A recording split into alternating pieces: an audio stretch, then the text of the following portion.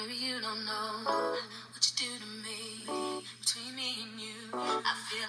Hey y'all, welcome to Social Working with Monique. Today I'm gonna talk to you guys about life after college and, you know, my current life, all about me. You know, life is just life, and I want my subscribers, whether you're already in the field, whether you're going through college, I want to be able to relate to you all. I want you all to be able to, you know, feel where I'm coming from. So in order for you to do that, I'm gonna give you all a little about me, what I do, where I went to school and stuff like that, right? So let's get into it.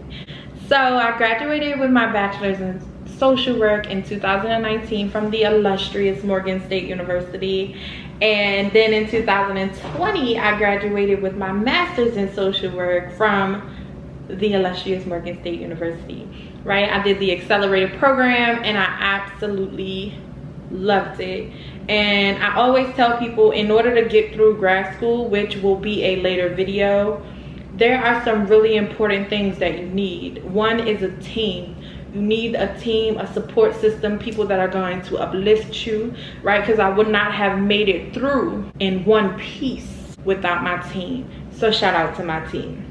I graduated during COVID, so it really just felt like I stopped going to school. So after I graduated from college, I'm like, so what do I do next, right? And so I'm like, all right, bet. I am going to get licensed, right? So I applied to sit for the exam and I was approved in June 2020. And I scheduled for my first exam to be July 2020. Okay, so life was truly moving and not necessarily like smoothly. So I rescheduled my exam and then I rescheduled it again. And next thing you knew, I had rescheduled my exam 6 times. And in January of 2021, my mother was like, what are you scared of? Like, why are you rescheduling this exam?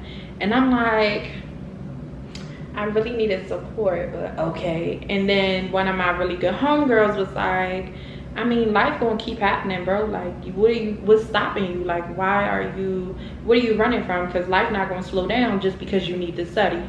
After that conversation in January, I was like, all right, so February, that's my date. I'm sticking to it. I ain't changing it no more. It is what it is. Either I'm prepared or I'm not.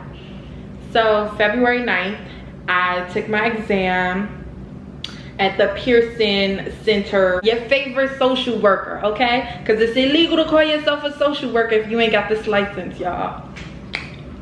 I got that license. It felt like a weight had been lifted off my shoulders. I had been trying to figure out how to study with life lifing the way that it was. I was grateful. I just thanked God. I cried inside. When I finished my exam and passed, went across the screen, I cried, y'all. Even though people had noise cancellation headphones on, I know I felt a couple of people looking like, what is going on here? So then I was like, you know what? I passed my exam. So what am I gonna do next? So I currently work advocating for youth in foster care. I absolutely love what I do. I absolutely love working with youth in foster care because not only are they're often a forgotten about population, they're an at-risk population, and not only that, but I know that, you know, pouring into them and giving them what they need in order to be able to advocate for themselves is really important. So not only are youth in foster care already an at-risk population, but there's also an intersecting group within that population that are even more at risk, right? And that's incarcerated youth in foster care. And so I came to her with an idea about a project that would help our incarcerated youth in foster care. And I was really happy because she was like, you know, I love that. I love this. And it was something that was similar to something she wanted to do. And she said, you know, maybe it wasn't for me to do, but it was for me to assist someone else with doing. And I was like, okay. So I'm pitching this idea. So I passed my exam in February, right? So March, I pitched this idea to my ED. And, you know, she was really supportive and I was really excited. I can't wait to help my kids. And then we couldn't get funding. And when we couldn't get funding, I really felt hurt. I really felt confused. I was like, but y'all know that this is an issue. Like, what is the problem? What y'all doing to my kids? How am I supposed to help them if we don't have funding? I was really sad because this was my opportunity to not only do something great for my kids, but also to be able to financially afford life. Because if we're being honest, y'all, the cash is not cashing the way that I expected it to. After graduating with my master's and then getting a license, I work for a nonprofit, so you know, the pay was not where I needed it to be. Well, I still need it to be. I'm over here really trying. I'm going all out for my kids, getting them grocery vouchers, getting them grocery gift cards to here, to do this, to do that, and I need it myself. Mind y'all, I have been making the same amount since 2018, and it is now September 2021. I then had to have a conversation with myself, like, what are you gonna do? Not only are you in need of resources yourself, but you know, you still have to do a job. And I would say I fell into a depression. I definitely was feeling stuck. I was like, man, I can't help my kids. I right now can't help myself. It's giving very much broke. I would stop myself from saying that because I'm like, are you speaking more things into existence? But I'm like, I don't know what I'm supposed to do. Is it given that I gotta get a second job? Like, why do I thought that should be optional. Like, I'm out here with 2 degrees and a license. I'm feeling defeated. But then, you know, May 2021, even though, you know, COVID is still out here gallivanting up on the streets, Morgan State University thankfully held a graduation ceremony. I didn't even know graduation was what I needed to break away from feeling so stuck. Because last year in 2020, it really just felt like I stopped going to school. I had graduation and I was like, I'm done. I crossed that stage. I'm a licensed social worker. It was official. It was official. Even though I had the paper, like, it's official because I walked the stage, took my pictures, I just felt it. Right? And I felt so accomplished. So having graduation definitely was like a big part of me getting out of feeling so stuck. And then it put me in a mindset of, even though I wasn't able to do my project then in March, it's possible that I'm supposed to be doing something else that's then gonna set me up to be able to do this project in the future. I was like, okay, Monique, what do you do next? I have these talks with myself, okay? It's very healthy, you know, whether you licensed or not. I'm gonna tell you, if your therapist ain't told you, it is very healthy to talk to yourself. What do you do next? Like, do you wanna stay with foster care? Do you need to take a break?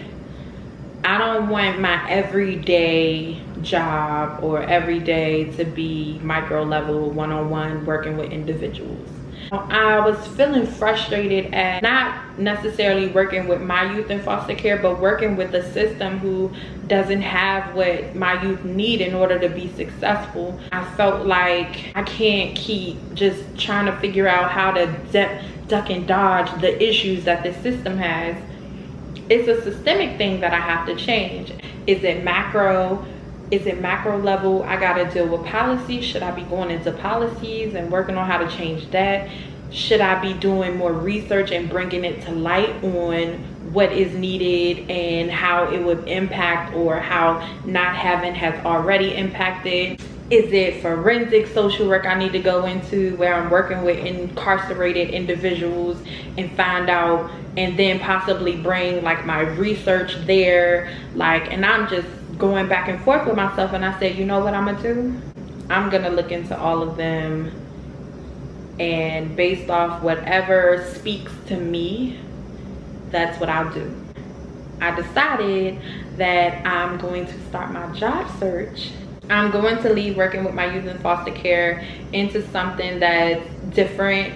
I think with myself was, you know, you've been working with youth in foster care since 2017. You've been at the same level that you're at.